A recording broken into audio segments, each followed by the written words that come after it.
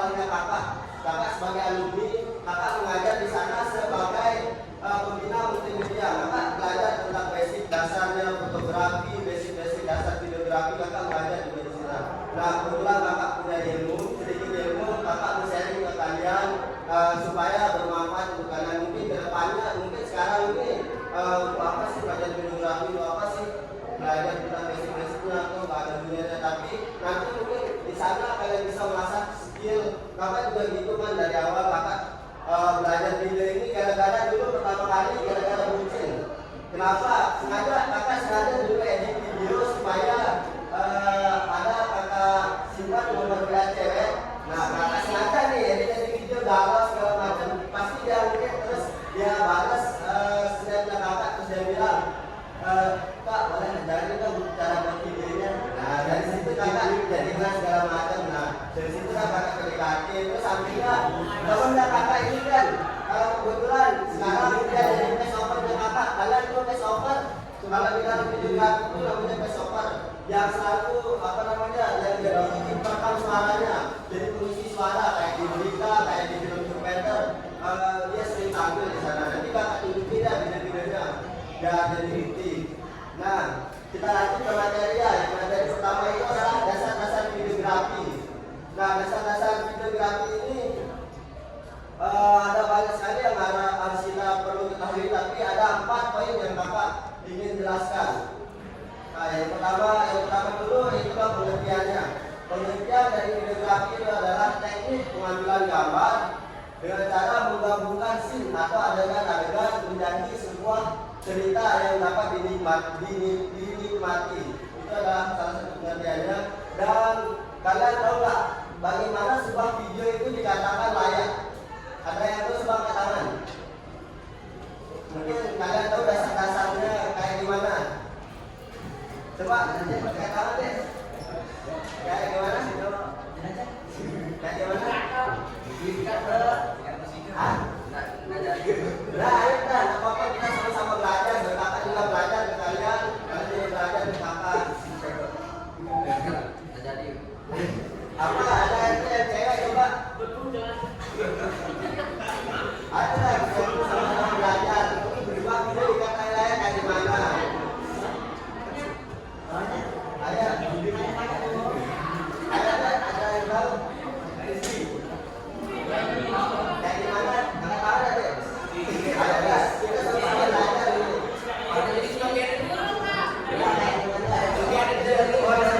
Kalau kalian nikmati video di atau film, pasti ada yang ulang, pasti kalian bisa nilai sendiri videonya bagaimana. Misalkan videonya jelek karena apa, videonya bagus karena apa.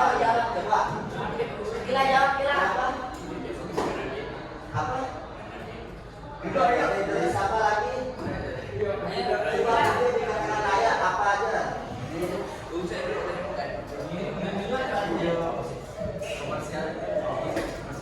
Ada ini sebuah video yang bagaimana? Ini ya kakak contoh ya, ada 4 poin yang kakak anu. Yang pertama itu adalah video dikatakan layak itu adalah yang pertama kestabilan. Kalian tahu seandainya video kalian disuruh nih buat video kelima, terus videonya goyang-goyang, apakah kalian nikmati videonya atau gimana? Nah, itu adalah salah satu poin yang pertama itu adalah kestabilan gambar. Kalau kalian nih buat video terus kameranya goyang-goyang, pasti kalian nggak enak kan ya, contohnya nggak stabil. Nah, itu adalah salah satu contohnya. Apa lagi nih? Nah, kamera itu termasuk nih kefokusan.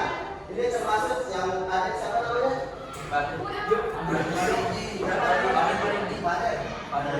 Itu termasuk salah satu pengumuman. Itu adalah salah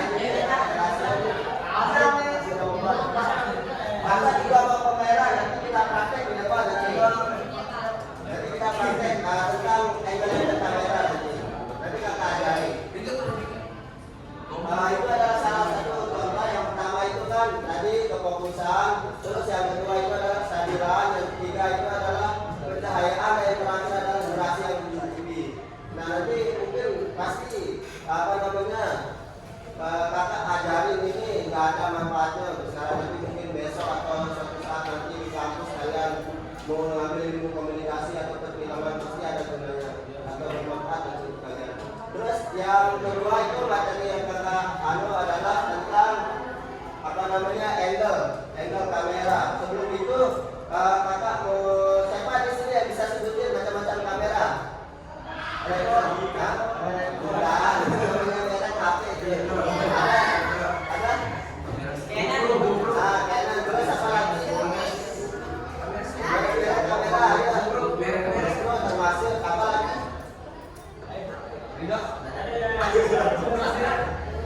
Sekarang kakak mau nanya nih ke kalian tahu nggak apa namanya jenis-jenis video?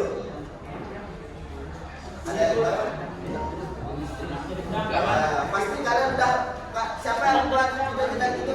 Itu ada termasuk itu adalah jenis-jenisnya, ada lagi. Video-video apa? Pasti kalian udah buat sama kayak film kemarin. Apa yang kalian buat? Nah, film itu ada termasuk jenis video. Terus apa lagi? Udah kakak menanya filmnya sampai kapan? Sampai besok libur ya. Jumat juga ada. Kalau besok ini kakak masuk ke sini atau tapi udah dikumpulkan videonya atau udah dijadi? Nanti dah kakak lihat dah hasilnya kalian. Terus apa namanya jenis-jenis video ini kan yang kalian buat, contohnya yang kelima itu adalah perfilman, terus yang kedua itu adalah video dokumentasi, yang ketiga itu adalah video sinematik. Nah, kalian tahu nggak apa perbedaan video sinematik sama video dokumentasi? Itu raja sinematik. Gambaran ini. Ada udah gambaran udah ada. Dokumentasi buat Nah, terus kalau video sinematik bukan.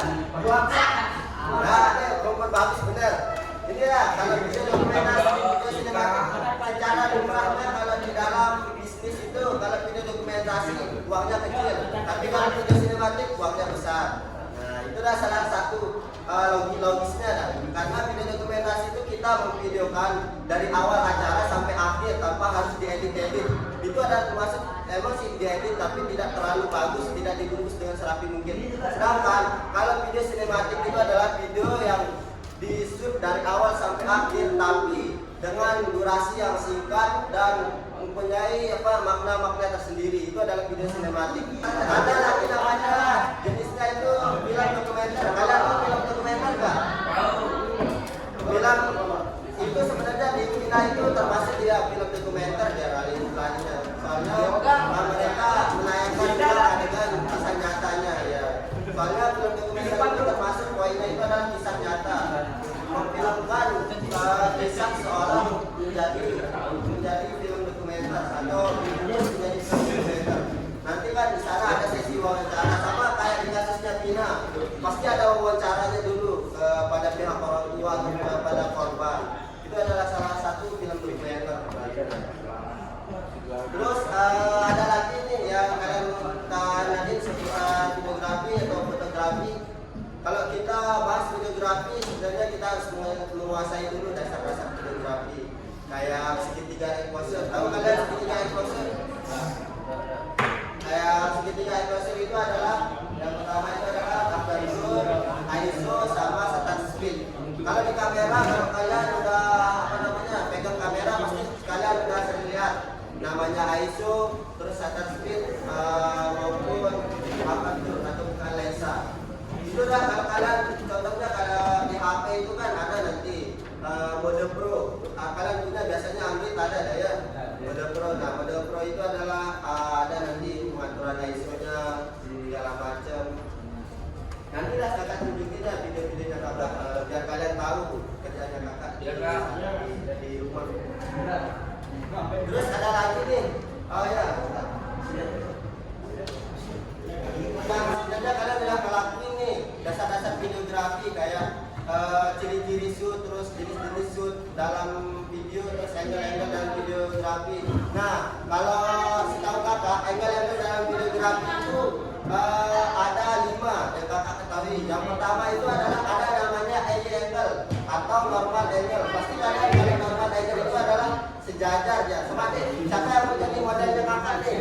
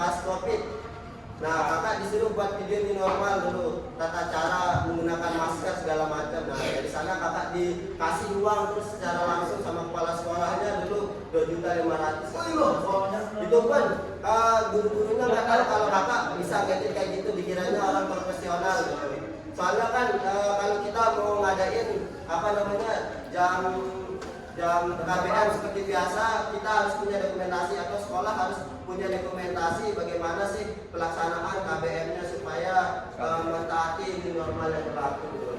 Nah itu awal mulanya kakak dikasih uang, terus lama kelamaan kakak juga dipercaya, kakak masih kelas 3 nih, kakak dipercaya juga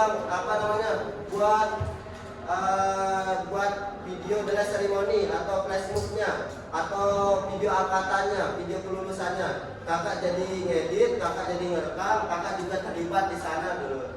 Nanti kakak lihatin ya video-videonya. Mungkin ada yang punya HP biar kakak lihatin video-videonya kakak. Coba kali kan banyaknya. Info IG.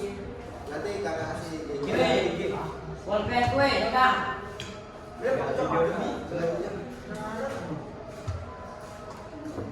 Samping.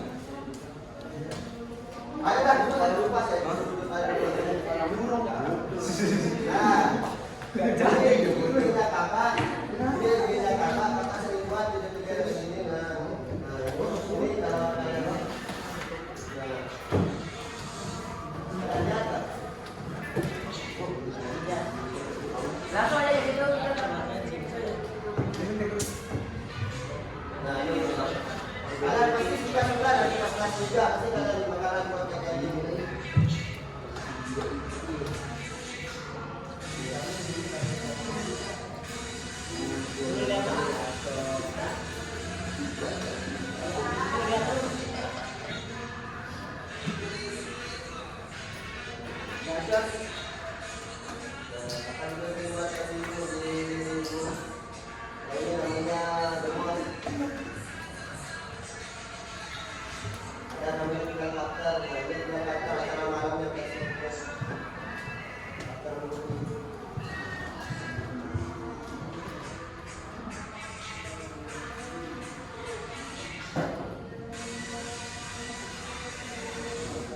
Sudah foto ya Bu.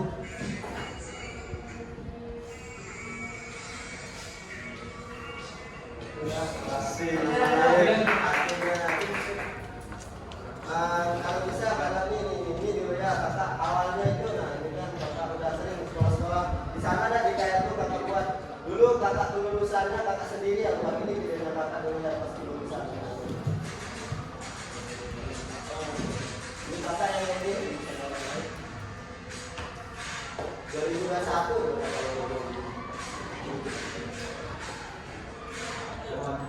udah sudah kan biar kalian tahu. Nanti kalau kalian mau lebih lanjut hubungi aja ini kakak Eza Bizen. Akhir kalian mau pakai jasanya kakak juga lulusan. Masih lama tapi kan 2 tahun lagi. Nah mungkin ada lagi nih yang mau ditanyain nih.